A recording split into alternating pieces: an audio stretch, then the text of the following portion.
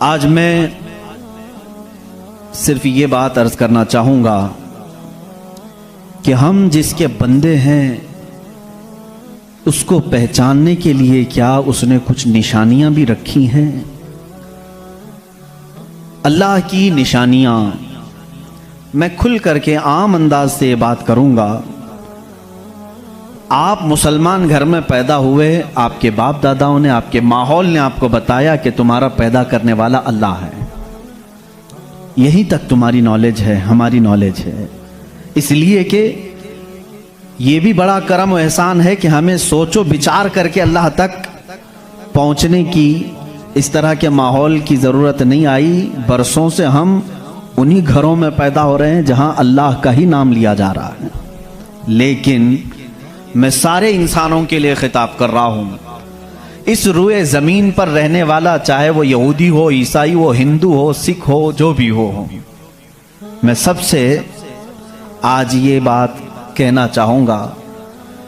دنیا کا ایک فارمولہ ہے کہ بغیر کسی کے بنائے کوئی چیز نہیں بنتی، خود سے کوئی چیز نہیں بنتی، تو یقیناً ہمیں بھی کسی نے بنایا ہی تو ہے۔ ہم چھوٹی سی چھوٹی چیز کو دیکھتے ہیں، ان کو کوئی بناتا ہے، خود سے کوئی چیز نہیں بنتی۔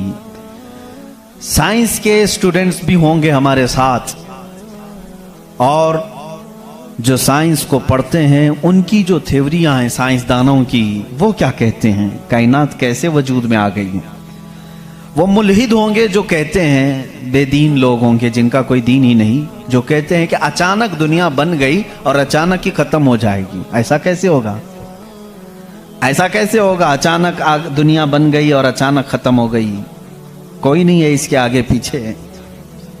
میرے عزیزو، جو غور و فکر کرنے والے سائنسدان ہیں وہ بھی اب اس نتیجے پر پہنچے ہیں کہ دنیا میں ایک بہت بڑا دھماکہ ہوا تھا کئی ارب سال پہلے، کئی لاکھ سال پہلے، ان کے اعتبار سے، ان کے علم کے اعتبار سے، جس کو یہ بگ بینگ کہتے ہیں۔ بگ بینگ کیا چیز ہے؟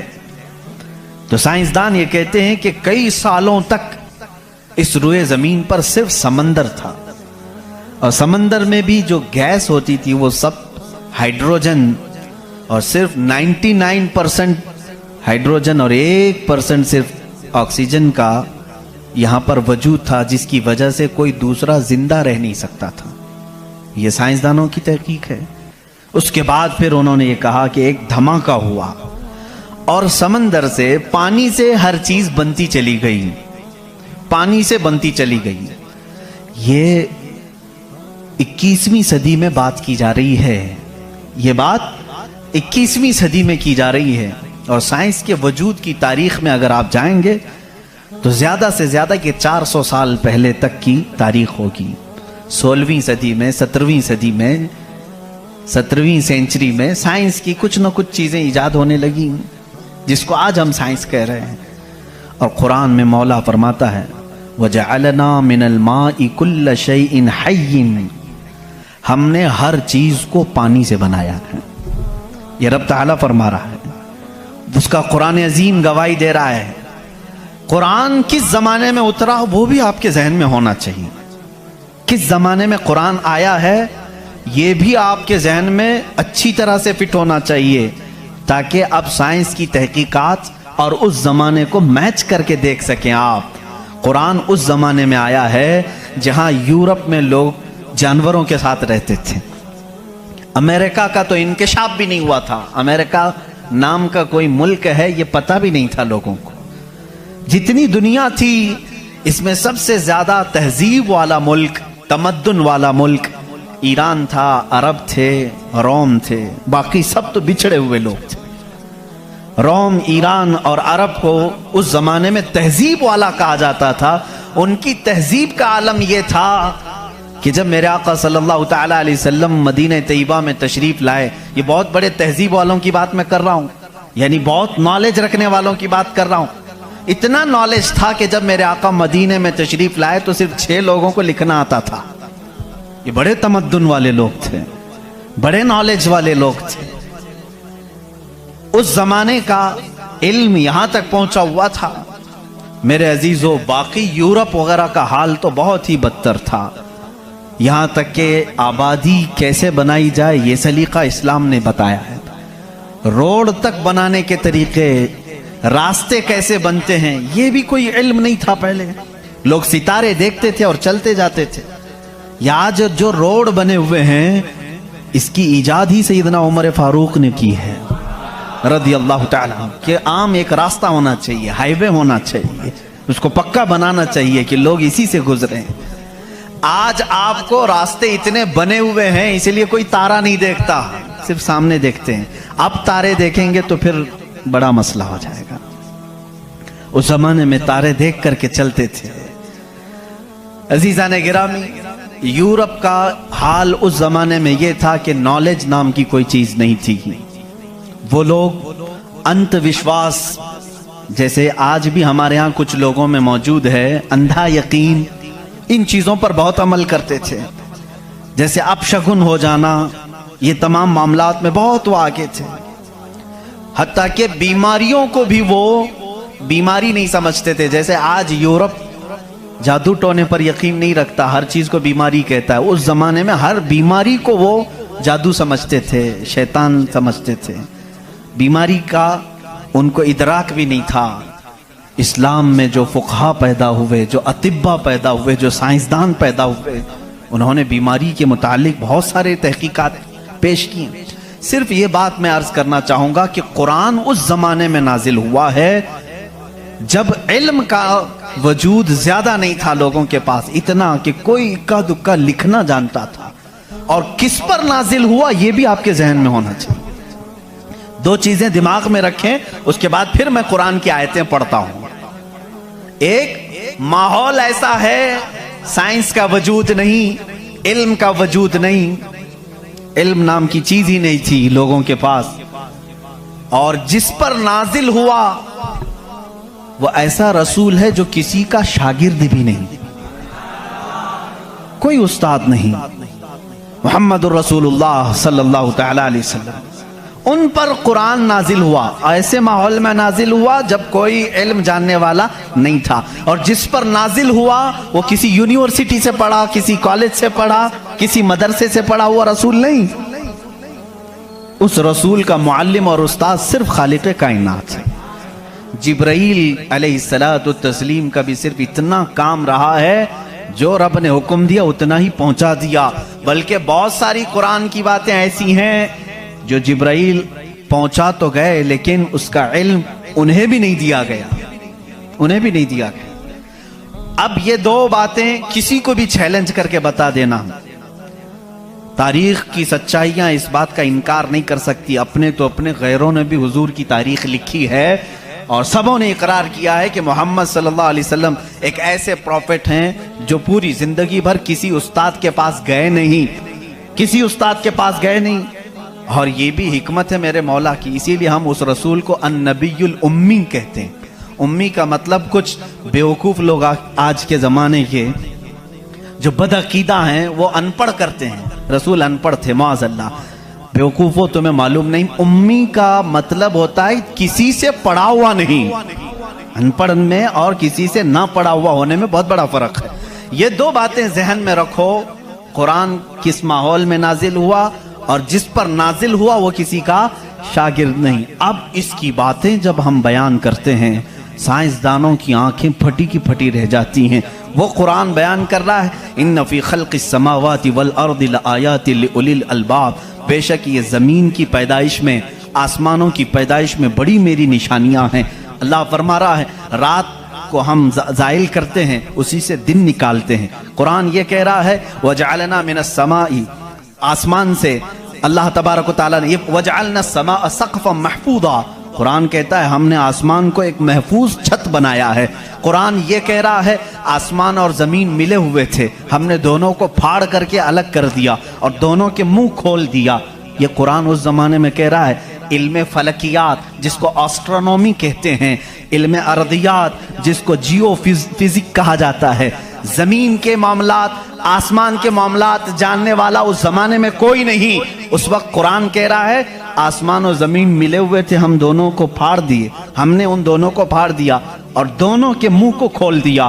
اب کا سائنس کہتا ہے زمین و آسمان کو دیکھنے کے بعد ایسا لگتا ہے کہ یہ گیلیکسی میں ملا ہوا ایک سیارہ تھا، اور یہ پھر زمانے کے بدلتے بدلتے آسمان الگ ہو گیا، زمین الگ ہو گئی۔ اب کا سائنس یہ کہتا ہے، اور پھر یہ بند نہیں ہے جیسے ہماری چھت بند ہے، اوپر سے پانی ڈالو تو نیچے کچھ نہیں آئے گا، نیچے کے فرشی بھی بند ہے، نیچے زمین سے کوئی چیز یہاں مسجد میں نہیں نکلے گی۔ سائنس اب یہ کہہ رہا ہے آسمان میں جگہ جگہ سوراخ ہیں، منہ کھلا ہوا ہے، زمین میں بھی جگہ جگہ سوراخ ہیں، دکھنے والے نہیں، یہ کھلا ہوا ہے۔ اس کا مطلب میں بھی سمجھ نہیں پایا تھا، آسمان کھلا ہوا ہے، زمین کھلا ہوا، منہ کھلا ہوا ہے، کیا مطلب؟ کہا کہ اللہ تعالیٰ جب چاہے آسمانوں پر پانی ڈالے تو اپنا منہ کھولتا ہے، بارش برستی ہے، اور زمین کا منہ کھلا ہے، اس کا مطلب یہ ہے تم جہاں پر بھی جتنی گہرائی میں بھی زمین کے بیج ڈالو، اس کا منہ کھلا ہے، وہ سینہ پھاڑ کر باہر آتا ہے۔ اگر زمین بند ہوتی تو کوئی چیز زمین سے باہر نہیں نکلتی، زمین سے کوئی چیز باہر نکلتی ہے، اس کا مطلب ہے کہ ان کے منہ کھلے ہوئے ہیں۔ سائنس نے اب بھی کہا کہ آسمان کا منہ کھلا ہوا ہے، زمین کا منہ کھلا ہوا ہے۔ قرآن کس ماحول میں نازل ہوا ہے؟ جب سائنس کا وجود نہیں۔ ہاں اگر تم یہ کہتے شاید محمد صلی اللہ تعالیٰ علیہ وسلم بہت بڑے کسی سائنسدان کے شاگرد ہوں گے تو تمہارے تاریخ لکھنے والے ہی تمہارے چہرے پر زناٹے دار تھپڑ ماریں گے، اس لیے کہ وہ رسول اپنی 63 سالہ زندگی میں کبھی کسی کے شاگرد نہیں ہوئے، حتیٰ کہ سید الملائکہ کے بھی وہ شاگرد نہیں ہوئے۔ قرآن یہی کہہ رہا ہے زمین کی پیدائش میں، آسمان کی پیدائش میں میری نشانیاں ہیں۔ عزیزان گرامی، اب میں وہ نشانیاں گناؤں بہت طویل وقت درکار ہے۔ کبھی آپ نے محسوس کیا کہ آسمان اللہ کی نشانی ہے؟ اللہ کی نشانی ہے۔ دیکھیں یہاں سب سے بڑی بات، قرآن میں کئی جگہوں پر یہ بات آئی ہے، افلا تتدبرون، افلا یتدبرون، افلا تعقلون، افلا تتفکرون۔ اس کا مطلب ہوتا ہے کیوں تم غور و فکر نہیں کرتے، کیوں تم سوچتے نہیں، کیوں تم تحقیق نہیں کرتے، ریسرچ نہیں کرتے؟ رب تعالیٰ بار بار یہ فرما رہا ہے۔ یہ کس کے لیے ہے؟ میں ان لوگوں کے لیے کہتا ہوں جو ایک خدا کو چھوڑ کر کروڑوں کے سامنے جھک رہے ہیں۔ میں ان سے کہتا ہوں تم سوچتے کیوں نہیں؟ کون ہے تمہیں پیدا کیا ہے؟ کون ہے جو تمہیں بنایا ہے؟ قرآن دعوت دے رہا ہے ان کو سوچنے کی۔ میرا یقین یہ کہتا ہے جو بھی انسان اس کائنات میں ہے، اللہ نے اسے اتنی عقل ضرور عطا کی ہے کہ اگر وہ سوچنے پر آ جائے تو اپنے رب تک ضرور پہنچے گا۔ اگر وہ غور و فکر کرنے پر آ جائے تو جھوٹے خداؤں کو چھوڑ دے گا۔ ایک صحابی ہیں، حضور صلی اللہ تعالیٰ علیہ وسلم پر ایمان لانے کے بعد وہ کہتے ہیں حضور ایام جہالت میں ہمارے سے 2 ایسے معاملات ہوئے، ایک واقعہ یاد کرتا ہوں تو رونا آتا ہے، اور ایک واقعہ یاد کرتا ہوں تو ہنسی آتی ہے۔ جہالت میں ہم کچھ ایسے کام کرتے تھے اسلام لانے سے پہلے کہ ایک واقعہ ایسا ہے کہ ہم رو پڑتے ہیں یاد آتی ہے تو، اور ایک واقعہ ایسا ہے کہ وہ یاد آتی ہے تو ہنس پڑتے ہیں۔ حضور نے پوچھا وہ دونوں کیا ہیں؟ انہوں نے کہا جہالت میں جب ہمارے گھر بیٹی پیدا ہوتی تو ہم اس کا گلا مروڑ کر دفن کر دیتے تھے۔ ہم نے اپنے ہاتھوں سے کئی بچیوں کو دفن کیا، وہ جب بھی یاد آتا ہے تو رو پڑتے ہیں، رونا آتا ہے۔ ہنسی کس بات پر آتی ہے؟ وہ کہتے ہیں ہم جب سفر پر نکلتے تھے تو ہمارے جو خدا ہوتے تھے ان کو آٹے کا بنا لیتے تھے ہم، ویسے تو مٹی کا بناتے ہیں اور پھر پانی میں ڈبوتے ہیں۔ ان کی ذریت آج بھی موجود ہے۔ عرب والوں میں اگر میں بیان کروں کہ ہاتھوں سے خدا بنائے جاتے ہیں تو انہیں یقین نہیں آتا، ہندوستان والوں کو بہت جلدی یقین آئے گا۔ تو وہ صحابی کہتے ہیں ہم آٹے کے بناتے تھے، ان کے جو خدا ہوتے تھے وہ آٹے کے بناتے تھے، کیونکہ مٹی کا پتھر کا اٹھا کر لے کر جانے میں بوجھل ہوتا تھا، وزن ہوتا تھا، اتنے بڑے خدا کو کہاں لے کر کے گھومتے رہے۔ وہ صحابی کہتے ہیں ہم آٹے کا بنا کر لے جاتے۔ پھر ہنسی کس بات پر آتی ہے؟ کہتے ہیں اگر سفر میں زیادہ بھوک لگتی کبھی اس کا ہاتھ توڑ کے کھا لیتے تھے، کبھی اس کا پیٹ کاٹ کے کھا لیتے تھے، کیونکہ آٹے ہی کا تھا۔ آج بھی لوگ کرتے ہیں، شکر کا بناتے ہیں۔ بہرحال تو وہ صحابی کہتے ہیں مجھے ایام جہالت کی یہ باتیں یاد آتی ہیں تو میں ہنس پڑتا ہوں۔ خیر میں اور تفصیل میں نہیں جاؤں گا۔ عزیزان گرامی، غور و فکر کرنے کی جس کے اندر عادت ہوگی وہ انت وشواس، صرف پھیلے ہوئے بے یقینی پر ایمان نہیں لائے گا۔ آج بھی بہت سارے ایسے نیوٹرل قسم کے لوگ ہیں جو مسلمان نہیں ہیں، میں جانتا ہوں ان کو، وہ خود آئیڈل ورشپرز نہیں ہیں، وہ خود اس بات کا انکار کرتے ہیں کہ اپنے ہاتھوں سے بنائی ہوئی چیز کی عبادت کیسے کی جائے۔ ہم اس پاور کو مانتے ہیں جو ہماری آنکھوں میں نہیں آتا مگر ہم سب کو دیکھ رہا ہے۔ ایسے لوگ بھی ہیں۔ ہاں، اگر کوئی اس طرح کا موحد ہے، وہ اللہ کی وحدانیت کو تسلیم کرتا ہے تو اس کے ہدایت کی بھی امید ہے۔ میں یہ کہہ رہا تھا، آسمانوں اور زمینوں میں اللہ نے فرمایا میری نشانیاں ہیں، غور و فکر کرنا چاہیے۔ نشانی کیسے؟ پوری دنیا کے بہت ترقی یافتہ سائنس سے میرا یہ چیلنج ہے،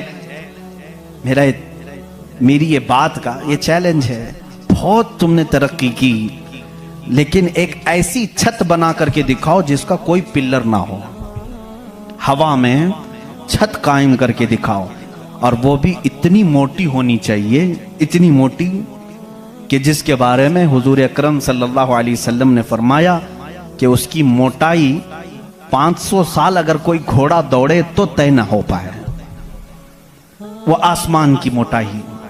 میں اتنی موٹائی کی بات نہیں کرتا ہوں، 1 کلومیٹر چوڑی ہی کوئی بنا کر کے دکھا دیں، سائنس ہمارا بہت ترقی کر چکا ہے، نہیں بنا سکو گی، لیکن کائنات کی اس پوری زمین پر اللہ رب العزت نے ایک چھت ہمارے سروں پر رکھی ہے، اور سب کو معلوم ہے وہ چھت کیسی ہے، بغیر پلر والی۔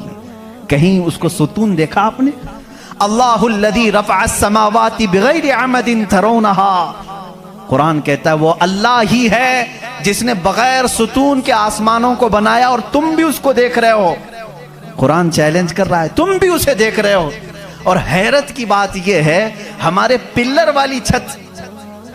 والی چھت کے بارے میں تو یقین ہوگا اب یہ گرے گی نہیں، لیکن اگر یہ تڑکنے لگے، کہیں سے آوازیں آنے لگے، ہم بھاگ کر کے کون سی چھت کے نیچے جاتے ہیں؟ پلر والی چھت سے ہم کو خوف لگتا ہے آج کل گر نہ جائے، اور پناہ لینے کے لیے اس چھت کے نیچے جاتے ہیں جس کا کوئی پلر ہی نہیں۔ اللہ کی نشانیاں ہیں اس میں۔ اللہ رب العزت فرماتا ہے تم دیکھ رہے ہو ان آسمانوں کو ہم نے کیسے قائم کیا ہے۔ اب اس کی تحقیقات جو آسٹرونومی پڑھے ہوئے ہیں وہ جانتے ہوں گے، علم فلکیات اس کو کہتے ہیں، آسمانوں کا علم، یہ بھی ابھی سب کو پورا حاصل نہیں ہو سکا۔ جو ہماری نظروں میں نظر آ رہا ہے یہ تو دھواں ہے، بادل ہے، آسمان تک پہنچنے کے لیے پتہ نہیں کتنا سفر، اور اس میں اللہ رب العزت نے ستاروں کے ایک ایسے جھرمٹ کو رکھا ہے۔ آسمان کتنا چوڑا ہے، کتنا لمبا ہے، گیس کر سکتے ہیں ہم؟ کبھی گیس کریں گے آپ؟ میں صرف ایک حساب بتاتا ہوں۔ اس آسمان میں اللہ تعالیٰ فرماتا ہے کلن فی فلک یسبحون، سورج، چاند، جتنے بھی گیلیکسی کے سٹارز ہیں، تارے ہیں، یہ سب آسمان میں تیر رہے ہیں۔ اللہ فرما رہا ہے سورہ یاسین کی آیت ہے، یہ سب آسمان میں تیر رہے ہیں، لٹک رہے ہیں۔ اچھا، جس پر لٹک رہے ہیں ظاہر سی بات ہے وہ بڑا ہونا چاہیے۔ اب وہ کتنا بڑا ہوگا؟ وہ چھت کی چادر کتنی بڑی جس پہ سورج بھی لٹک رہا ہے، چاند بھی لٹک رہا ہے۔ ہم نے سائز پوچھا سائنسدانوں سے، سائز پوچھا کہ یہ کتنے بڑے بڑے ہیں جو آسمان میں لٹک رہے ہیں، تو انہوں نے کہا سب سے قریب جو ہمارا ستارہ ہے، سیارہ ہے، زمین سے جو سب سے قریب سیارہ ہے وہ چاند ہے۔ اور سورج کا کیا حال ہے؟ کہا سورج زمین سے 13 لاکھ گنا بڑا ہے، 13 لاکھ گنا بڑا۔ اب یہاں ہماری عقلیں ششدر ہو جاتی ہیں، کسی کے پاس کیلکولیٹر بھی نہیں، کتنا حساب کرے؟ 13 لاکھ گنا بڑا زمین سے، ہمارے تصور میں نہیں آتا۔ وہ کہاں لٹک رہا ہے؟ آسمان میں۔ چاند اس سے 50 گنا بڑا ہے زمین سے، وہ کہاں ہے؟ آسمان میں۔ اچھا، اتنا ہی نہیں، یہ گیلیکسی کے اندر سورج سے 50 گنا بڑے اتنے سیارے ہیں کہ جن میں سے صرف ابھی 40% کا دریافت کی جا چکی ہے، باقی 60% ابھی تک سائنسدانوں کو پتہ ہی نہیں۔ سورج سے 50 گنا بڑے سیارے اور موجود ہیں۔ پوچھا یہ سب کہاں ہے؟ یہ بھی آسمان میں ہیں۔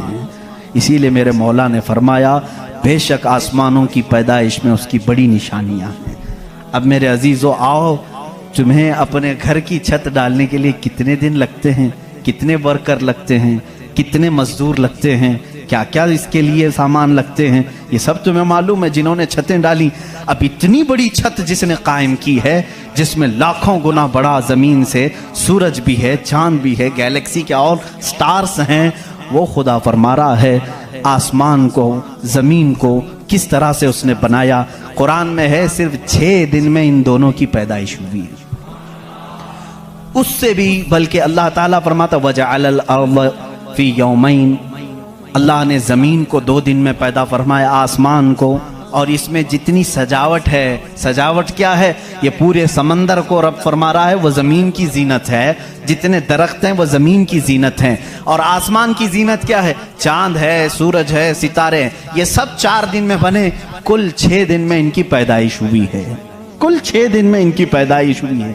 मियाँ हमारी दुकान नहीं बनती 6 दिन, और वो खालिक कायनात फरमा रहा है 6 दिन में इस पूरी कायनात के जमीन और आसमान की पैदाइश हुई। तो क्या ये अल्लाह रब्बुल इज्जत की निशानियां नहीं है? गौर और फिक्र, तदब्बुर। मैं अगर सुनी हुई बातों पर यकीन नहीं आता कुछ लोगों को, क्योंकि वो साइंस के माहौल में आज जी रहे हैं, वो हर बात साइंस की यकीन के साथ मान लेते हैं। मैं उनसे ही कहता हूं अपने साइंसदान आकाओं से पूछें कि इस जमीन का हजम कितना बड़ा है, आखिर ये ठहरी कैसे है इतने दिन तक, या अब तक कायम कैसे है, ये हिलती क्यों नहीं है। अच्छा, उसके बाद रब ताला फरमाता है हमने इस जमीन को पानी पर बिछाया है। ऐ अल्लाह तेरे अजायब कुदरत अजीब दर अजीब हैं, कितने अजीब हैं। आपसे मैं कहता हूं हौज में या मस्जिद का भी हौज है, जाओ एक चादर उसके ऊपर बिछाओ, टॉवेल लेकर के बिछाओ, कितनी देर तक वो पानी पर खड़ा रहेगा। टॉवेल, चादर, इसकी मोटाई कितनी है, बहुत पतली सी है, वो mm में आएगी, लेकिन वो आपके इस पानी पर ठहर नहीं सकती। अगर आप कहें मोटी चीज में बिछाऊं, मोटी चीज बिछा करके दिखाओ, कितनी देर वो रुक सकेगी, नहीं रुक सकेगी। और ये अल्लाह ने कुरान में फरमाया हमने पानी पर जमीन को बिछाया, और इसका इनकार साइंस भी नहीं कर रही है। साइंस भी यही कहती है जमीन को जितनी जगह से खोदा जाए पानी ही है।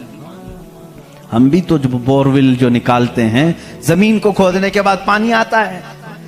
अब पानी पर इस जमीन को बिछाया रब तबारक व तआला ने, कितना वजन ये उठाई हुई है, कितना वजन उठाई हुई है। सबसे बड़ा वजन तो उन मुशरिकीन का है जो उस रब को नहीं मानते। ये धरती का बोझ इनको कहते हैं, ये सबको उठाई हुई है। पता नहीं कितने करोड़ों टन इस पर वजन है ये, लेकिन कभी भी हिलती हुई नजर नहीं आती। लेकिन उसको भी कुरान में अल्लाह फरमा रहा है हमने इस जमीन को हिलने से रोकने के लिए जगह जगह पर पहाड़ों को मेख बनाकर गाड़ दिया। वल जिबाल औतादा, और पहाड़ों को हमने मेख बनाकर गाड़ दिया है। अब इसकी तहकीक इस जमाने में, मैंने अपने पढ़ने के जमाने में इसकी एक तहकीक अपने उस्ताद के पास पढ़ी थी। सफ़ा मरवा के बारे में इख्तिलाफ चल रहा था। सऊदी यहूदी हुकूमत ने सफ़ा मरवा को पूरी तौर पर ख़त्म करने की नापाक कोशिश की, और अलग से उन्होंने मसआ बनाया सही करने का। तो इख्तिलाफ उलमा में था कि इन्होंने ज़्यादा चौड़ा कर दिया। उसी ज़माने में ये तहकीक हुई पहाड़ जो है इसका वजूद ज़मीन पर कैसा होता है। इन सऊदियों ने कहा पहाड़ ऐसा ऊपर शेप में ऐसा होता है, ट्रायंगल होता है, ऊपर से कोना होता है, नीचे चौड़ा होता है। इन सऊदियों ने कहा नीचे भी ये जड़ें छोड़ता है, फैलता हुआ जाता है, जैसे दरख्त ऊपर होता है और नीचे उसकी जड़ें फैली हुई होती हैं। तो इन्होंने कहा नीचे भी वो पहाड़ का हिस्सा है, इसलिए हमने बाजू में भी रास्ता बनाया ताकि सफ़ा मरवा की सही अगर हो रही है तो वो पहाड़ों के बीच में ही हो रही है। मेरे उस्ताद गिरामी मिस्र के हैं, उन्होंने पूरी इस पर तहकीक के साथ किताब लिखी, चैलेंज किया, कहा पहाड़ों को अगर खोद करके देखो हमारा यकीन ये कहता है। उन्होंने बहुत सारे दलाइल से साबित किया पहाड़ ऊपर से जो इस तरह के शेप का होता है, ट्रायंगल ऊपर से, नीचे वो जड़ें नहीं छोड़ता बल्कि अंदर जाते जाते और बारीक हो जाता है, अंदर बारीक होते होते होते बहुत पतला होकर नीचे तक जाता है। मैंने पूछा नीचे कितनी अंदर तक है? उन्होंने कहा जो पहाड़ तुम्हें ऊपर दिख रहे हैं یہ پہاڑ کا 1% ہے، باقی 99% پورا نیچے ہوتا ہے۔ یہ پہاڑوں کی اونچائی، یہ پہاڑوں کی جو اونچائی ہے یہ 1% ہے، 99% پورا نیچے ہوتا ہے۔ حیرت میں پڑ گئے، اتنا نیچے پہاڑ ہے۔ کہا یہی تو بات ہے، کیا تم دیوار میں جب میخ ٹھوکتے ہو تو اوپر کتنا دکھتا ہے اور اندر کتنا رہتا ہے؟ 2 انچ کا اگر ہم لے رہے ہیں میخ اور کیل تو اس کا منہ صرف اوپر تھوڑا سا، وہ بھی mm میں ہوگا، اور 2 انچ تک اندر وہ دیوار میں دھسا ہوا ہوگا۔ اور جب قرآن میں مولا نے فرمایا ہے زمین پر ہم نے پہاڑوں کو میخ بنا کر گاڑ دیا ہے، آج سائنس یہ کہہ رہا ہے کہ پہاڑ 9 گنا نیچے اندر تک موجود ہے۔ قرآن کس زمانے میں نازل ہوا؟ آسٹرونومی نہیں تھی، آسٹرولوجی نہیں تھی، زمین کے یہ جیو فزک نہیں تھے، آلہ جات نہیں تھے، تحقیق کے لیے مائکروسکوپ، ٹیلیسکوپ کچھ نہیں تھا۔ اس زمانے میں قرآن زمین کے اندر کی بات بتا رہا ہے۔ یہ عظیم معجزہ ہے قرآن کا میرے عزیزو، اسی لیے قرآن کہتا ہے سوچتے کیوں نہیں، فکر کیوں نہیں کرتے؟ وہی ہے خالق کائنات جس نے اس پورے نظام کو بنا رکھا ہے۔ یہ اتنی نہیں ہے، یہ جو زمینوں میں نظر آ رہی ہیں ان کی تحقیقات کرتے کرتے کئی لوگوں کی زندگیاں ختم ہو گئی۔ کچھ چاند کی تحقیق پر چلے، کچھ سورج کی تحقیق پر چلے، کچھ زمین کی تحقیق پر چلے۔ انسانوں کو بھی اللہ نے یہ علم دیا ہے، یہ عقل دیا ہے۔ یہ جو سائنسدان اپنی تحقیق کر رہے ہیں یہ کبھی یہ نہ سمجھیں کہ یہ ہماری مارے ہوئے تیر ہیں، بلکہ اللہ اپنے بندوں کو خود اتنی سمجھ بوجھ دیتا ہے کہ وہ اس کی نشانیوں کی کھوج لگائیں اور کائنات کو بتائیں کہ کوئی تو ہے جو طاقت اسے چلا رہی ہے، کوئی تو ہے نظام جو اس کی پرورش کر رہا ہے۔ لیکن یہ دھوکہ باز بن جاتے ہیں کچھ لوگ کہ وہ تحقیق کر کے سمجھ تو جاتے ہیں لیکن بعد میں جب ان کو علم ہوتا ہے کہ اس کے پیچھے کوئی طاقت ہے وہ بتا نہیں پاتے، اس لیے کہ کفر ان کے دلوں میں رچ بس چکا ہے۔ آپ کو ایک اور سائنس کے اسٹوڈنٹس کے لیے بھی یہ بات ہے، آپ کو معلوم ہے یہ ستارے جو ہیں، سیارے ہیں، یہ اپنی عمر مکمل کر کے، ابھی کی بات ہے یہ، سائنس ایک بڑے سائنسدان نے اور ناسا کے لوگوں نے بھی جو خلا پہ جاتے ہیں، اسپیس پہ، ان لوگوں نے یہ بات پیش کی کہ ستارے جتنے بھی ہیں گیلیکسی میں اس میں سے کچھ کی عمر ہزاروں سال کی ہوتی ہے، لاکھوں سال کی ہوتی ہے۔ جب ان کی عمر مکمل ہوتی ہے تو یہ ایک جگہ جا کر کے ٹوٹ جاتے ہیں، داخل ہو جاتے ہیں، جن کو بلیک ہول کہا جاتا ہے۔ بلیک ہول کیا ہے؟ سائنسدان کہتے ہیں اس کی تحقیق ابھی تک نہیں ہو سکی۔ ایک بہت بڑا سوراخ ہے، بہت بڑا سوراخ جت میں یہ ستارے جا کر کے ختم ہو جاتے ہیں، ان کی زندگی یہاں ختم ہوتی ہے۔ کہیں یہ باتیں آپ کو سوکھی تو نہیں لگ رہی ہیں؟ آج بہت ہی زیادہ سائنس بول رہے ہیں، ضرورت اس کے لیے ہے میرے عزیزو، میں اپنے دین کو ان لوگوں کے سامنے رکھنا چاہتا ہوں جو صرف سائنس کو اپنا خدا سمجھتے ہیں۔ آؤ قرآن پڑھو، قرآن اس کی بنیادیں تمہیں دے گا سائنس کی۔ بلیک ہول کیا ہے سائنسدان نہیں بتا سکے، جبکہ ان کے پاس اب بڑی مشینیں ہیں۔ یہ جو ناسا کے لوگ خلا میں جاتے ہیں، 1 سال تک کے لیے چلے جاتے ہیں، کئی مہینوں کے لیے چلے جاتے ہیں اور تحقیقات کر کے لا رہے ہیں۔ چاند پر انہوں نے کیمرے لگائے اور وہاں کی تصویریں یہ بھیجنے کی بات کر رہے ہیں، لیکن پھر بھی بلیک ہول معلوم نہیں۔ میں اس محمد الرسول اللہ صلی اللہ علیہ وسلم کی بات کر رہا ہوں جو کسی بھی سائنسدان کا شاگرد نہیں، جو کسی استاد کے پاس بیٹھا نہیں۔ اس رسول پاک کی زبان سے قرآن کی یہ آیت نکلی سورہ واقعہ کی، اللہ فرماتا لا اقسم بمواقع النجوم انہو لقسم لو تعلمون عظیم۔ اللہ فرماتا قسم ہے اس جگہ کی جہاں جا کے ستارے ٹوٹ جاتے ہیں، بے شک اللہ رب العزت کی اس میں بڑی شان ہے اگر تم سمجھ سکو۔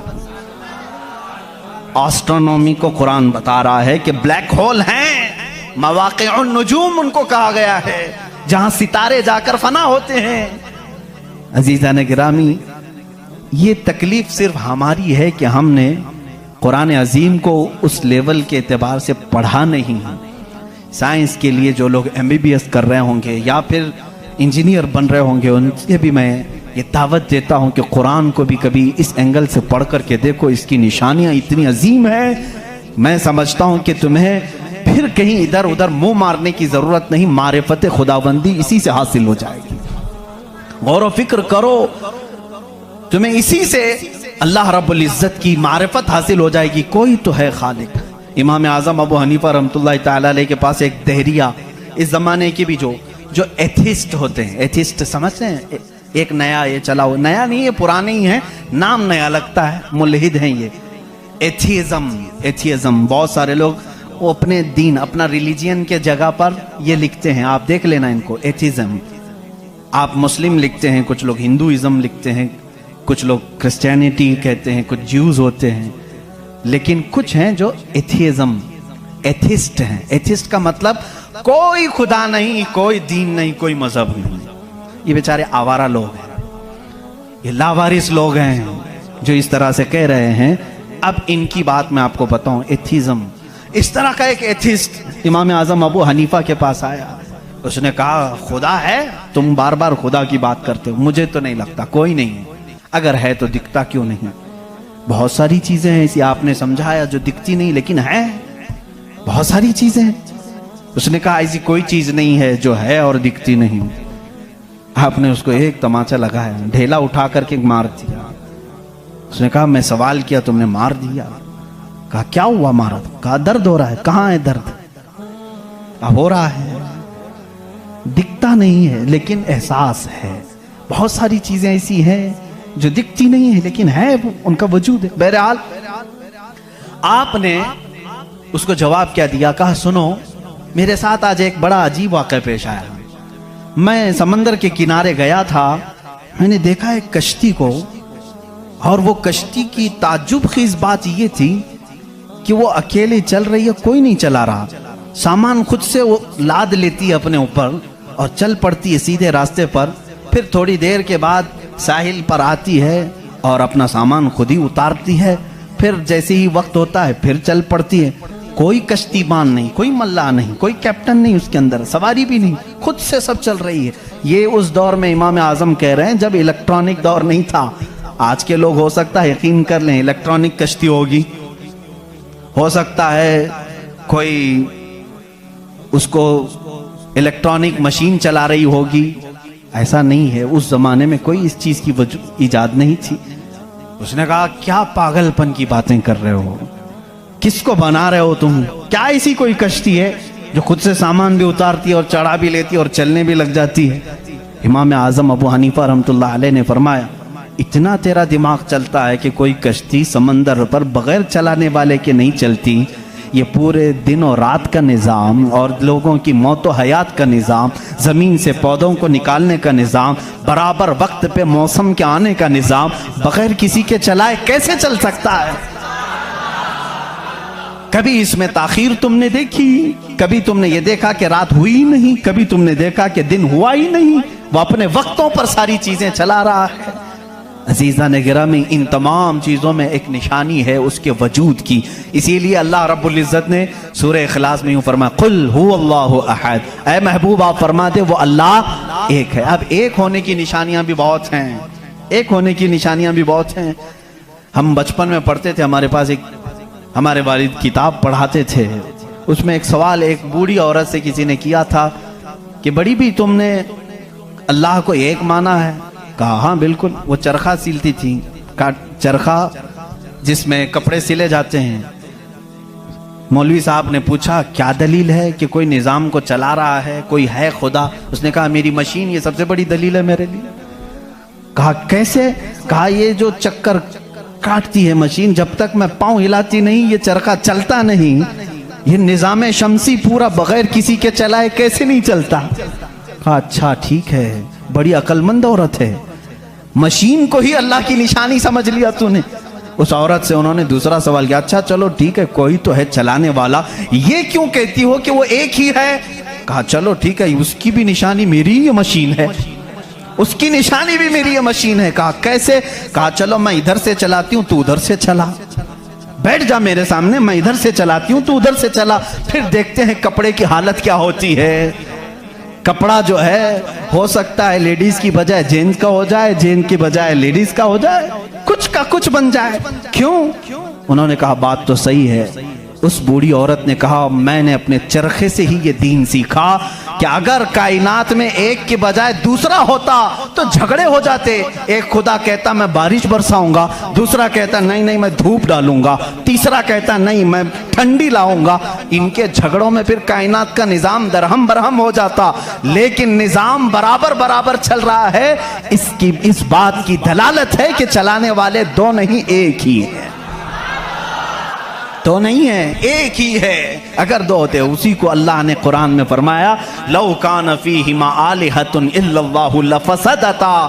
اگر زمین و آسمان میں دو خدا ہوتے اللہ کے علاوہ, رب فرما رہا ہے ضرور اس میں فساد ہو جاتا, ضرور فساد ہو جاتا. اس لیے کہ ایک جو عقل سے ہمارے درمیان ہم نے دیکھا ہے جو چلا سکتا ہے, وہ دو لوگ نہیں چلاتے. دو لوگوں کی ذہنیت الگ ہو جاتی. اب اس کو فلسفے میں آئیں گے, جس کو فلسفی کہتے ہیں. یہ بھی ایک علم ہے. فلسفی لوگوں کے دماغ کے اعتبار سے بھی ہم نے اس کو ثابت کیا. اگر دو ہیں, پہلی بات آپ کے دماغ میں یہ ہونا چاہیے کہ خدا وہ ہے جو کسی کا محتاج نہیں. اتنی بات تسلیم کرتے ہو, جو کسی کا محتاج نہیں. جب یہ فارمولہ تمہارے دماغ میں ہے تو آپ دو کو لے کر کے آؤ. دو کو لاؤ گے تو دونوں کا دماغ ایک ساتھ نہیں چلے گا. یا تو پھر مشورے سے چلیں گے. مشورہ کرے گا تو ایک دوسرے کا محتاج ہوگا, اور جو محتاج ہوگا وہ خدا نہیں ہوگا. مثال کے طور پر دونوں بیٹھے ہیں, چلو آج میٹنگ کرتے ہیں, کل بارش کریں گے. تو ظاہر سی بات ہے ایک نے دوسرے کو پوچھا تو پہلا والا دوسرے کا محتاج ہوا کہ نہیں. اب خدا کے بارے میں ہمارا تصور یہ ہے وہ اپنے کاموں میں کسی کی شراکت نہیں چاہتا, کوئی شریک نہیں ہے اس کا. اب اگر شریک ہو گیا تو اس کی فضیلت کہاں ہے؟ ایک ہونے میں جو فضیلت ہے وہ دو میں ہے نہیں. ایک ہونے میں جو فضیلت ہے وہ دو میں ہے نہیں. اسی لیے ہم لاکھوں کروڑوں کے سامنے سر جھکانے والوں سے کہتے ہیں مان لو ایک ہی کو تسلیم کرو. اس لیے کہ جتنے ادیان ہیں دنیا میں تقریباً سب کے ہاں ایک تصور ہے خدا کا تصور. ایتھیزم کو چھوڑ کر کے میں باقی سب کی بات کروں, ہندوؤں کے نظریات میں بھی خدا کا تصور ہے, کوئی تو ہے, ایک بھگوان کے کچھ بھی نام لیں. عیسائیوں کے مذہب میں یہی ہمارے رب ذوالجلال کا تصور ہے, خدا کا وہ بھی یقین کرتے ہیں. یہودی بھی خدا کو مانتے ہیں, سکھوں کے ہاں بھی ہے. تقریباً دنیا میں جو بھی ریلیجیس ہے, کسی مذہب کو مانتا ہے, ان سب مذہبوں میں خدا کا تصور ہے. لیکن اب یہ جھگڑا ہے کہ ماننے میں کون خدا ہے کون نہیں ہے. یہاں تک تو سب متفق ہیں, ہے کوئی تو ہے, لیکن یہاں آ کر کے چوک جاتے ہیں کہ کس کو ماننا چاہیے کس کو نہیں. اسی لیے میرے عزیزو, اسلام نے وہ نشانیاں رب ذوالجلال کے واحد ہونے کی اور اس کے طاقتور ہونے کی رکھی ہیں جس کو آج تک دنیا انکار نہیں کر سکی, اور قرآن کے اس معجزے کو آج تک کوئی چیلنج نہیں کر سکا. میں سائنسدانوں سے بھی کہتا ہوں, آپ کو ایک بات یہ بھی میں بتا دوں, ابھی 18ویں صدی کی بات ہے. 18ویں صدی میں امریکہ کا سفر کرنے والے ایک سائنسدان نے ایک نئی چیز کا انکشاف کیا. اٹلانٹک اوشین میں یا سمندر کے ایک حصے میں ایک ایسی جگہ ہے جو بالکل ہی ڈارک ہے, ڈارک سپیس اس کو کہتے ہیں. یعنی وہاں روشنی بالکل نہیں, سورج کی ایک کرن بھی وہاں نہیں آتی, اتنی وہاں تاریکی ہے. یہ کب؟ 18ویں صدی میں, یعنی آج سے 200 سال پہلے کی بات ہے. اس نے انکشاف کیا, دنیا کو بتایا میں نے ایک ایسی جگہ دیکھی, بہت ہی ڈارک ہے, بہت اندھیرا ہے. وہ جب واپس آیا تو علماء ربانیین نے سورہ نور کی قرآنی آیتیں پڑھی. اللہ فرماتا ہے کہ اذا اخرج یدہ لم یکد یراہ ومن لم یجعل اللہ لہ نورا فما لہ من نور. اللہ فرماتا ہے ہم نے کائنات میں ایک ایسی جگہ رکھی ہے کہ اس پہ اندھیریوں پر اندھیریاں ہیں, اگر تم ہاتھ بھی نکالو گے تو ہاتھ بھی نظر نہیں آئے گا, ہاتھ بھی نظر نہیں آئے گا. یہ کہاں کا؟ یہ علم البحر جس کو کہتے ہیں, سمندروں کا علم رکھنے والا جو پوری زندگی سمندروں کی کھوج میں لگا دیا, وہ لا کر کے بتایا. اس نے سوچا میں بہت بڑا تیر مارا ہوں, لیکن جب بتایا قرآن پڑھنے والوں نے کہ یہ تو قرآن میں ہے, اللہ فرما رہا ہے ایک ڈارک سپیس ہے کائنات میں جہاں تم ہاتھ بھی نکالو گے تو نہیں نظر آئے گا, اتنا ڈارک ہے. وہ سٹ پٹا گیا, پریشان ہوا, میں اس کی تحقیق کروں گا.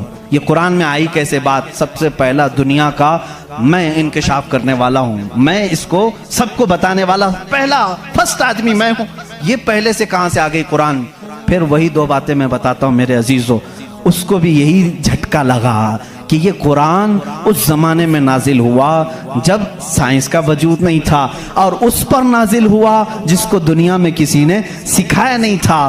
بعد میں پھر اس نے یہ سوچا شاید ہو سکتا ہے پروفیٹ محمد صلی اللہ علیہ وسلم سمندروں کا سفر بہت کرتے ہوں گے، ان کے سمندروں کے سفر میں شاید کبھی یہ جگہ آ گئی ہوگی، اس لیے انہوں نے اپنے من سے قرآن میں یہ لکھ دیا ہوگا۔ اس نے یہ نتیجہ نکالا، لیکن دوسرے ہی دن اسے پھر بڑا جھٹکا یہ لگا کہ جب سیرت مصطفیٰ پڑھا اس نے، اللہ اکبر، حضور کی 63 سالہ زندگی میں آپ نے ایک مرتبہ بھی سمندر کا سفر کیا ہی نہیں۔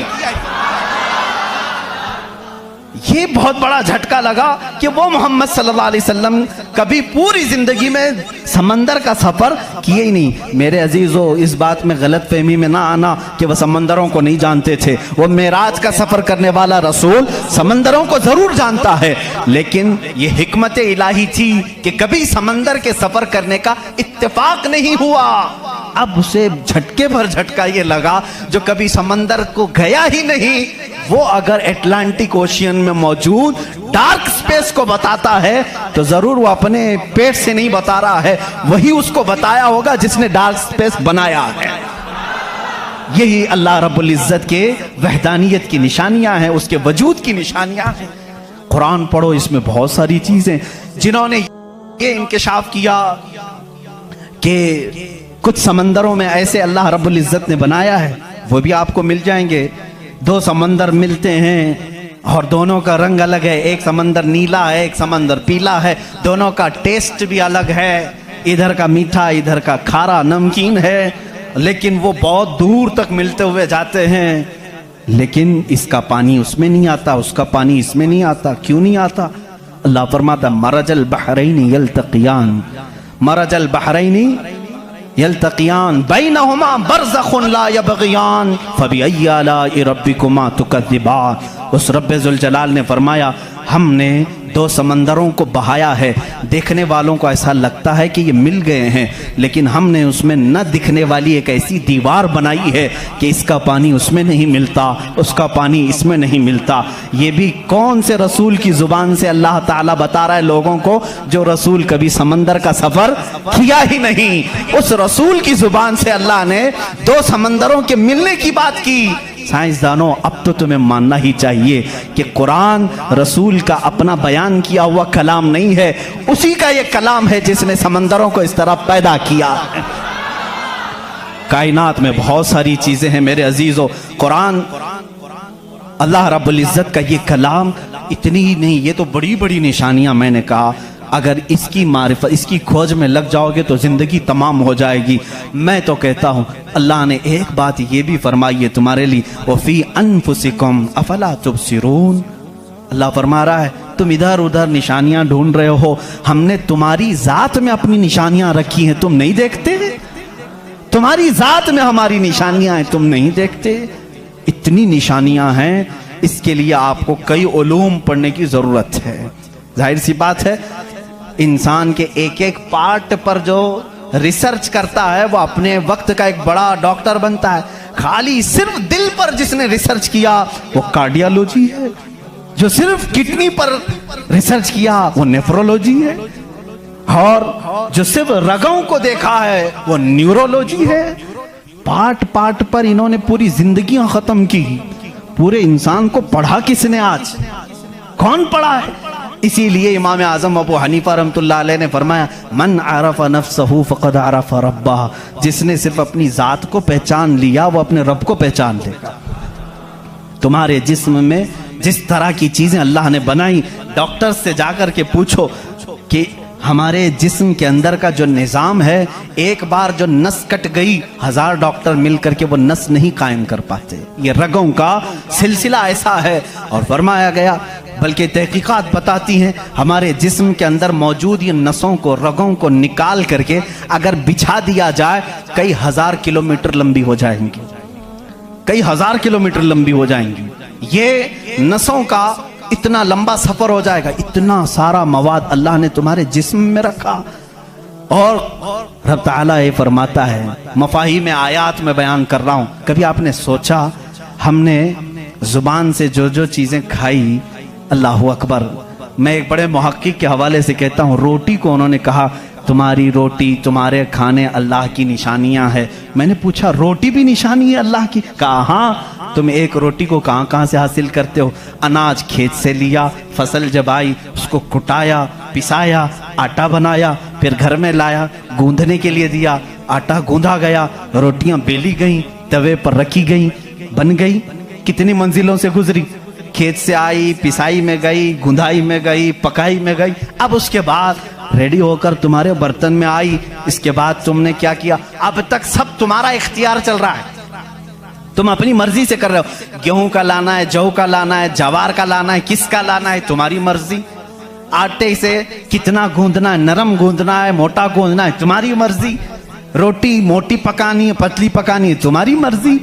रोटी पक जाने के बाद 4 टुकड़े करने, 5 टुकड़े, 2 टुकड़े, तुम्हारी मर्जी, सब तुम्हारी मर्जी है। इसके बाद तुम चबा करके खा गए, उस रोटी को चबाकर खा गए, निगल गए। ये रोटी जब हलक से उतर गई, अब तुम्हारी मर्जी नहीं है। उस एक ही रोटी से गोश्त भी बनता है, उसी एक रोटी से खून भी बनता है, उसी एक रोटी से मनी भी बनती है, उसी एक रोटी से पीप भी बनता है, उसी एक रोटी से कफ और बलगम भी बनता है, उसी एक रोटी से सब चीजें बन जाने के बाद हमारे फुजलात भी निकलते हैं। मैं नहीं समझ पाया, ऐ मेरे अजीजों मुझे बताओ, एक रोटी लो, उसके एक टुकड़े से तुम गोश्त बना के दिखाओ, दूसरे टुकड़े से तुम खून बना के दिखाओ, तीसरे टुकड़े से तुम पीप बना के दिखाओ, चौथे टुकड़े से तुम बलगम बना के दिखाओ, नहीं कर सकोगे। इसलिए कि सिर्फ गूंदने पकने तक तुम्हारी मर्जी चलती है, हलक से नीचे उतर जाने के बाद खुदा कदीर व जब्बार का निजाम चलता है। तुम्हारे रिस्क में उसकी निशानियां हैं। कौन है जो बनाता है हमारे जिस्म के अंदर इस रोटी से हमारे जिस्म का हिस्सा? पूछो, जाकर किसी से भी पूछो, यह हमारा जिस्म मोटा ताजा गोश्त कैसे बन गया? ये खाने अच्छे खाओगे, इससे बन गया। हमने कहा हम खाने काजू बादाम भी खा रहे हैं तो भी गोश्त बन रहा है, रोटी खा रहे हैं तो भी गोश्त बन रहा है, चावल खा रहे हैं तो भी गोश्त बन रहा है। और खून ऐसा लिक्विड है कि बाजार में मिलता नहीं, किसी इंसान का ही लेना पड़ता है। इसको कौन बनाया है? कहा इसको भी रोटी से ही बनाया है, काजू बादाम से ही बनाया है, फलों से ही बनाया है। हम पूरी दुनिया की ग़िज़ाएं लाकर चक्की में पीस करके भी खून का एक कतरा नहीं पैदा कर सके, लेकिन वो रब्बे ज़ुल जलाल हमारे लुक़मे के नीचे जाते ही निज़ाम को शुरू फरमा दिया है। कैसा वो निज़ाम है, कैसा वो निज़ाम है ऐ मेरे अजीज़ों। इसीलिए मेरा मौला फरमाता है फी अनफुसिकुम अफला तुबसिरून, तुम्हारी ज़ात में मेरी निशानियां हैं, क्यों तुम नहीं देखते, क्यों तुम नहीं देखते? आपको अगर मैं ज़ातियात, नफ्सियात, तबईयात, ये जो उलूम हैं इस पर गुफ्तगू करूं तो एक बड़ा अलग टॉपिक हो जाएगा। अल्लाह ताला ने इस निज़ाम को कैसे बैलेंस रखा है जानते हैं आप?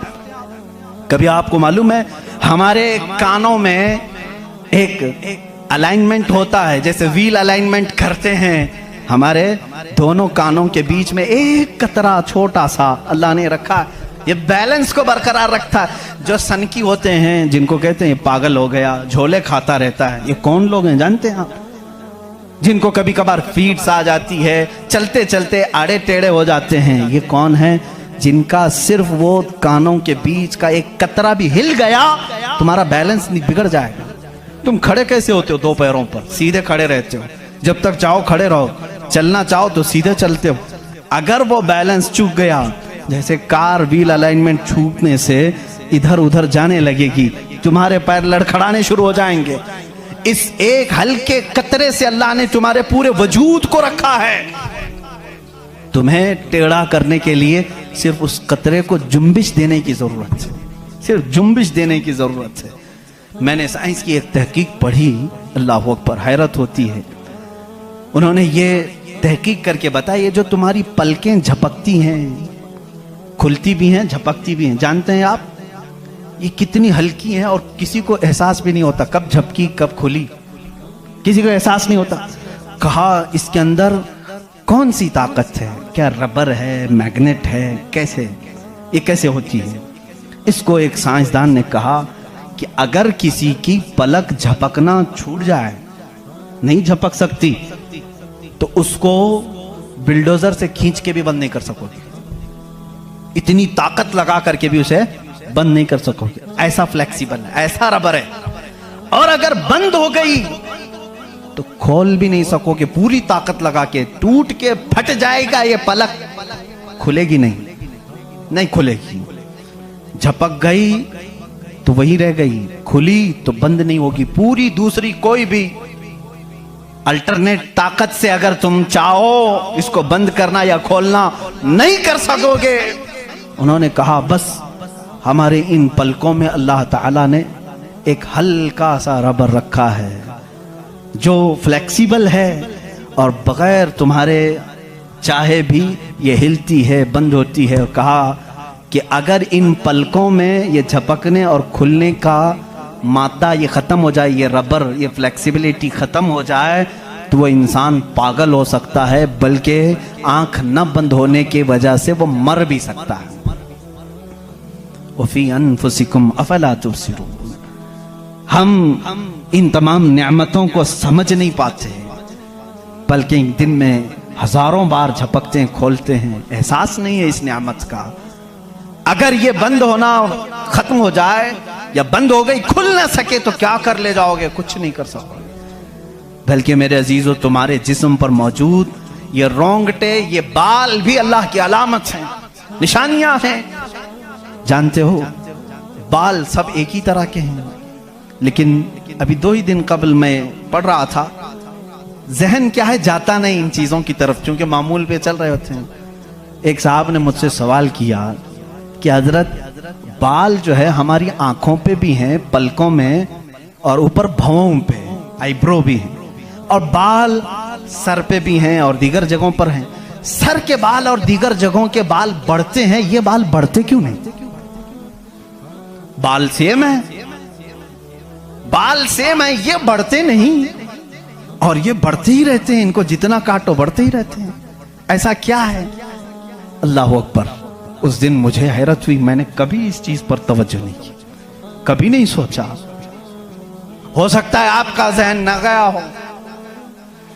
پڑھنے پر ایک محقق نے یہ بھی لکھا ہے، دیکھنے میں یہ سارے بال ایک طرح سے ہیں، ان بالوں میں ساری چیزیں ایک ہی طرح کی ہیں، دیکھنے میں یہ کالے ہیں تو وہ بھی کالے ہیں، قوت بھی ان کی سیم ہے، لیکن اللہ رب العزت نے ان بالوں میں بڑھنے کا خون رکھا ہے، ان بالوں میں بڑھنے والا خون آتا تک نہیں ہے، آتا تک نہیں۔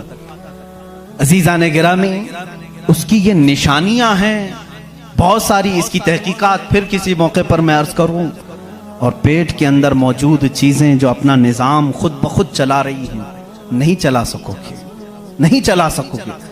دل جتنی مرتبہ یہ دھڑکتا ہے، اس کے اندر جو پریشر ہے، کہا گیا ہے یہ جو خون کو دبا کر کے جسم میں پھیلاتا ہے، اس کے متعلق سائنس یہ کہتا ہے اتنا پریشر ہے کہ دنیا میں کسی فوارے پہ، کسی فاؤنٹین میں اتنا پریشر نہیں ہوگا جتنا دل میں پریشر ہے، اور یہ اتنی تیزی سے ایک بار پمپ کرتا ہے کہ خون پورے جسم میں ناخن تک آ جاتا ہے۔ ایک بار کے پمپ پر ایک بار اس طرح دل نے دبایا خون کو بار، تو خون ناخن تک پہنچتا ہے، اتنا پریشر اس کے اندر ہے۔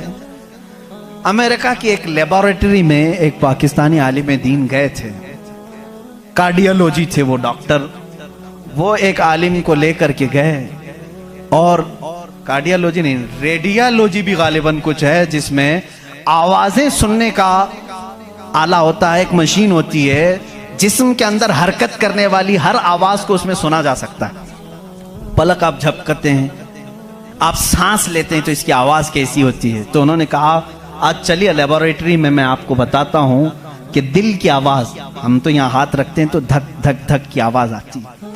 تو انہوں نے کہا ہم آپ کو اس سے سناتے ہیں، ایئر فون لگائے گئے، بڑی بڑی مشینیں تھی، ہلکی سی بھی وہاں پر ہوا بھی آتی تو اس کی زور آواز آتی ہے۔ وہ ایک لیب ہے، یہ عالم دین کہتے ہیں میں نے سنا دل کی آواز۔ میں نے پوچھا اس ڈاکٹر سے کہ آپ کے ہاں ہر آواز کا نام لکھا گیا ہے، دل جو آواز کرتا ہے اس کا کیا نام ہے آپ کے یہاں؟ کہتے ہیں دل جو ہے لپ لپ لپ لپ یہ آواز کرتا ہے. سائنس میں یہ لکھا گیا ہے. وہ مسکرا ہے, کہا تھوڑی سی خطا ہو گئی, بلکہ دل کہتا ہے رب رب رب رب. ہر انسان کا دل جو دھڑکنے کی آواز آتی ہے مشینوں سے انہوں نے خود سنا. ہاں ہو سکتا ہے کچھ توتلے لوگ ہوتے ہیں را کو لا کہہ جاتے ہیں, ہو سکتا ہے تمہیں لپ لپ لپ سنائی دیا ہو, مگر میرا ایمان یہ کہتا ہے ہر دل رب رب رب ہی کہتا ہے. جو اس کو دھڑکن دیا ہے اگر وہ دل اسے یاد نہ کرے. عزیزان گرامی, کائنات کی بہت ساری چیزیں اس کی نشانیاں ہیں, سمندروں میں اس کی نشانیاں ہیں. آپ کو معلوم ہے سمندروں کا علم, علم البحر جن کو معلوم ہے, جو غوطے لگاتے ہیں وہ کہتے ہیں زمین پر جتنی مخلوقات ہے اس کے 10 گنا زیادہ مخلوقات سمندروں میں موجود ہیں. سمندروں میں یہاں جتنے کیڑے دیکھ رہے ہو, کتنے مکوڑے دیکھ رہے ہو, یہاں جتنے قسم کی مخلوقات آپ دیکھ رہے ہیں اس کے 10 گنا زیادہ مخلوقات سمندروں کے اندر ہے. کون ہے جو ان کے رزق کا انتظام کرتا ہے؟ کون ہے ان کی پرورش پر؟ سمندروں کا علم الگ ہے.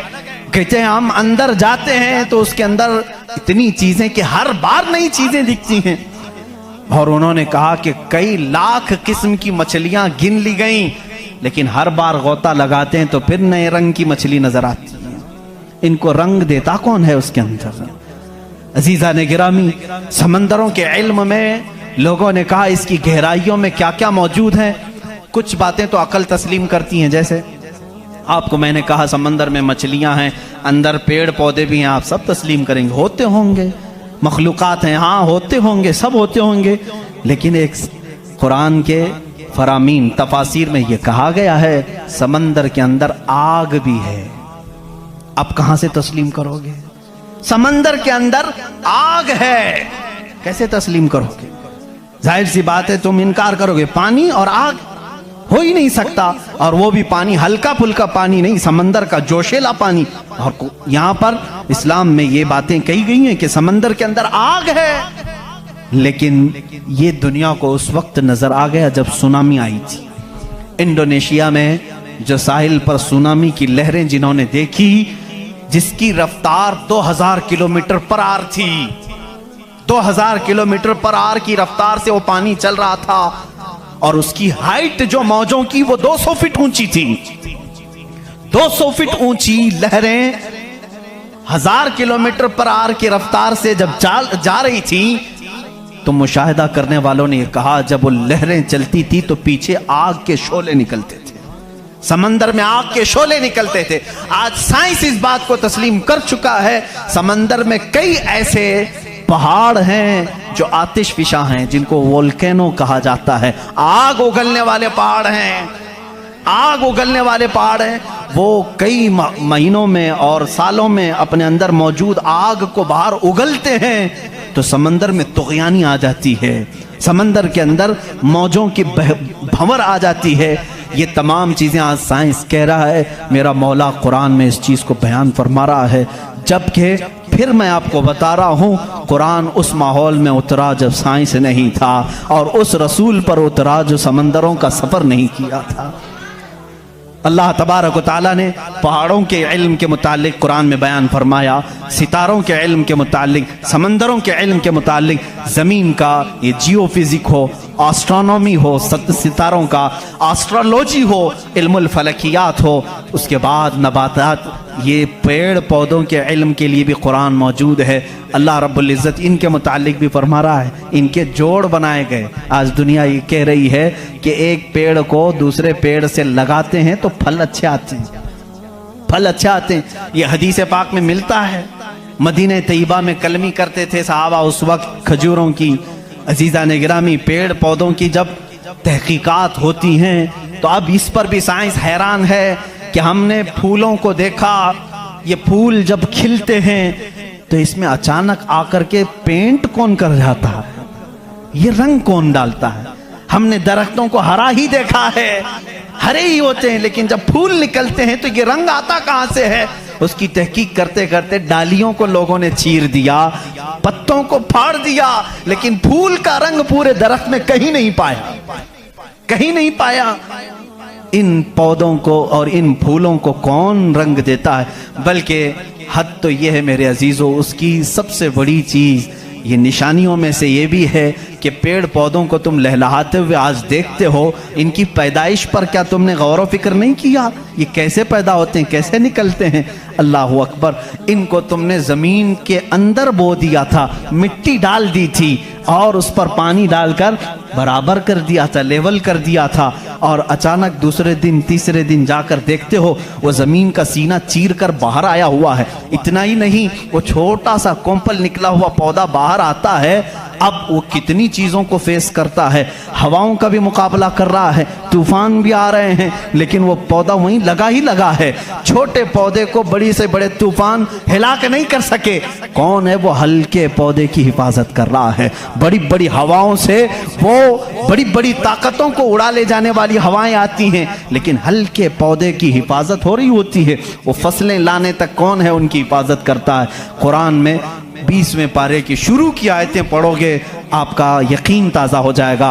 अम्मन खलक़स समावाति वल अर्द व अंज़ल लकुम मिनस समाइ माअ फ़अंबतना बिही हदाइक़ ज़ात बहजा मा लकुम अन तुंबितू शजरहा अ इलाहुम मअल्लाह। क्या अल्लाह के सिवा कोई है? अल्लाह फरमाता, कौन है जिसने ज़मीन को तुम्हारे लिए करार बनाया? कौन है जो ज़मीन को फाड़ करके उसमें नहरें बनाया? कौन है जो तुम्हारे लिए आसमानों को छत बनाया? कौन है जो इसमें से तुम्हें रंग बिरंगे पौधे निकालता है? क्या अल्लाह के सिवा कोई है? अ इलाहुम मअल्लाह। इस तरह की 5 आयतें जिसमें सवाल है, अ इलाहुम मअल्लाह, क्या अल्लाह के सिवा कोई है? अब मेरे अजीज़ों, मैंने आसमानों की बात की, ज़मीनों की बात की, गैलेक्सी की बात की, पेड़ पौधों की बात की, समंदरों की बात की, बल्कि मैंने तुम्हारे ज़ात की भी बात की। तुम्हारे जिस्म में मौजूद हर अज़ू, हर पार्ट अल्लाह की निशानी है, अल्लाह की निशानी है। तुम में से कोई भी एक अज़ू दूसरा डुप्लीकेट बना नहीं सकता। बनेगा तो साफ नज़र भी आएगा। आँख चाहे तो बकरे की लगा लो, लेकिन दिखाई कुछ भी नहीं देगा। इस आँख के अंदर जो चीज़ मौजूद है वो दूसरा इसकी कॉपी कर नहीं सकता। रोबोट तो बहुत बना लिए, लेकिन जीने वाला, फीलिंग रखने वाला इंसान दूसरा तख्लीक नहीं किया जा सका। बल्कि वो कुरान में अल्लाह चैलेंज कर रहा है, तुम तो इंसानों के अभी ये कह रहे हैं कि जनीन बनाए जा रहे हैं, यानी हम डुप्लीकेट इंसान बनाने की कोशिश कर रहे हैं।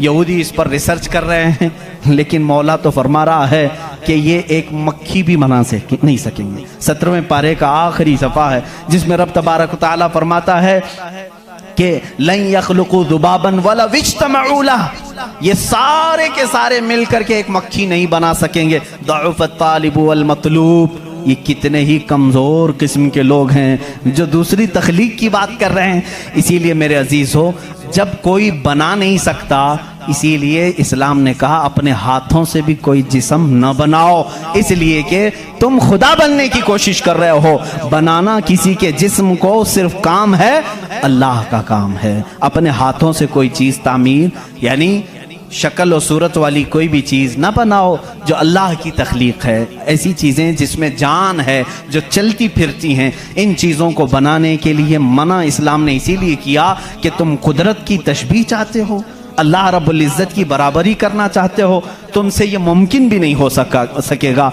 देखते हो आज हमारे यहाँ नाटक है, हमारे यहाँ लोगों का अंधविश्वास हम देख रहे हैं। बेवकूफ़ी की हद हो गई, हद हो गई आज भी कि लोग अपने हाथों से जिसको बनाए। मैं आपको बनाऊं, खुदा कौन है, तुम्हारा यकीन क्या होना चाहिए और दुनिया क्या चाहती है, मैं सबको खुलेआम मैसेज दे रहा हूँ, सबके लिए। कुछ लोग ये समझते हैं हमको खुदा बनाना पड़ेगा, पैसे लाना पड़ेगा, बना नहीं सकते तो मार्केट में जाना पड़ेगा, लाल पीला काला नीला खुदा खरीद करके लाना पड़ेगा, और उसके हाथ भी होंगे, 4 होंगे कि 5 होंगे कि 6 होंगे, ऐसे हाथों वाला हमको लाना पड़ेगा। कैसे? अरे वो खुदा चल के भी नहीं आएगा, उसको उठा करके लाना पड़ेगा, बैठेगा खुद नहीं, बिठाना पड़ेगा, सोएगा खुद नहीं, सुलाना पड़ेगा, और उठेगा भी खुद नहीं, उठाना पड़ेगा, और उसे वो डूबेगा भी खुद नहीं, डुबाना पड़ेगा, टूटेगा भी खुद नहीं, तोड़ना पड़ेगा, खाएगा कुछ नहीं, उसे जबरदस्ती खिलाना पड़ेगा। लोगों کو دکھانے کے لیے لوگوں نے اگر اپنے دماغ سے اس کو خدا سمجھا ہے تو میں کہتا ہوں مسلمان کا عقیدہ یہ ہے میں مجبور ہوں، میں اگر نہیں سو سکتا تو وہ سلاتا ہے، میں اگر اٹھ نہیں سکتا تو وہ اٹھاتا ہے، میں خدا کو اٹھاتا نہیں، میں خدا کو بٹھاتا نہیں، بلکہ میرا عقیدہ یہ ہے خدا مجھے بٹھاتا ہے، خدا مجھے چلاتا ہے، خدا مجھے سلاتا ہے، خدا مجھے کھلاتا ہے، خدا مجھے پلاتا ہے، جب مجھے بھوک لگے تو وہ کھلاتا ہے، جب میں ننگا ہوں تو وہ پہناتا ہے، جب میری جان چلی جائے تو وہ میرا حساب کرتا ہے۔ ہم اس خدا کی تسلیم، اس خدا کا عقیدہ رکھتے ہیں کہ ہم محتاج ہیں، وہ مالک و مختار ہے۔ عقیدہ یہ ہو اپنے ہاتھوں سے بنائی ہوئی چیز کو، ارے تمہیں تو فخر کرنا چاہیے، اے آج تو خدا بنا بیٹھا ہے، اس کو فخر سے دیکھو، کہو ارے تو کیا خدا ہے، میں ہی تو بنایا ہوں تجھے۔ کبھی بنانے والا یہ کہہ سکتا ہے نا، اور کوئی آ کر کے سارے لوگ عبادت کر رہے ہوں، کوئی آ کر کے سامنے کہہ دیا سارے بھکتوں کے پاس کہ تم اس کو خدا کہہ رہے ہو، میں تو لاتوں سے گوندھ کے بنایا تھا اس کو، میں تو اپنے ہاتھوں سے اس کو بنایا، تو عزت کیا رہے گی؟ اسی لیے آپ نے دیکھا اسلام کا عقیدہ وحدانیت یہ ہے، عقیدہ خدا یہ ہے کہ ہم نے آج تک کروڑوں مسجدیں ہیں، کبھی ہم نے خدا کی جسم تو دور کی بات ہے، کوئی شکل اور تصویر بھی مسجدوں میں نہیں رکھی۔ کیوں؟ اس لیے کہ اگر تصویر لگے گی کہیں خدا کی تو ہم اس کو خدا تسلیم ہی نہیں کرتے، کیونکہ خدا وہ ہے جو کسی کی آنکھ میں آ نہیں سکتا، اور اگر کسی کی آنکھ میں آ گیا تو وہ خدا ہو نہیں سکتا، جو آنکھ میں آ گیا وہ خدا ہو نہیں سکتا۔ صرف اور صرف دنیا میں اسلام وہ ہے جو بغیر دیکھے اس کی بارگاہ میں جھک جاتا ہے، دنیا سامنے دیکھ کر کے جھکتی ہے اور مومن بغیر دیکھے اس کے سامنے جھکتا ہے۔ یہی تمہاری سب سے بڑی صفت ہے ایمان والو، جو قرآن کہتا ہے یؤمنون بالغیب، یہ وہ بندے ہیں جو غیب پر ایمان لاتے ہیں۔ اب یہاں آخری بات میں کرنے آتا ہوں، میرا وقت طویل ہو گیا۔ اے مولا تیری نشانیاں بہت ہیں، آسمان تو نے بنایا، زمین تو نے بنایا، ستارے تیرے ہیں، سمندروں کا علم تو نے انسانوں کو دیا، سب کچھ تو نے بنایا، لیکن میرا عقیدہ، میرا وجدان یہ کہتا ہے ایک کائنات میں سب سے بڑی اگر کوئی نشانی ہے تو وہ محمد رسول اللہ کی ذات ہے۔ پھر بھی اسی لیے کہا مکہ کے وہ کفار پوری کائنات کے سب سے بڑے کافر ہیں کہ اللہ کی سب سے بڑی نشانی کو دیکھ کر کے بھی ایمان نہیں لا سکے، اس لیے کہ وہ رسول ہی بذات خود اللہ کی ایک ایسی نشانی ہے، چہرہ والضحیٰ ہے، زلفیں واللیل ہے، اور دست مبارکہ اور گلے کا نرم و نازک انداز یہ ہے کہ انسان دیکھ کر کے حیرت میں رہ جاتا تھا۔ مصطفیٰ کریم صلی اللہ علیہ وسلم کی ذات پر جب میں گفتگو کروں گا انشاءاللہ یہ بتاؤں گا میرے عزیزوں کہ کائنات میں سب سے بڑی نشانی میرے نبی کی ذات ہے، میرے آقا کی ذات ہے، اور یہ بھی آپ کو تسلیم کرنا پڑے گا آج ہم جو جھک رہے ہیں مسجدوں میں بغیر خدا کو دیکھے ہوئے، کس نے بتایا کہ خدا ہے؟ اگر وہ محمد نہ ہوتے تو ہم کو خدا کا ادراک بھی نہ ہوتا۔ اسی لیے ہم کہتے ہیں میں مانتا ہوں اے عقل والو میرا محمد خدا نہیں ہے، مگر دلوں میں یہ نقش کر لو کہ وہ خدا سے جدا نہیں ہے۔ وآخر دعوانا ان الحمدللہ رب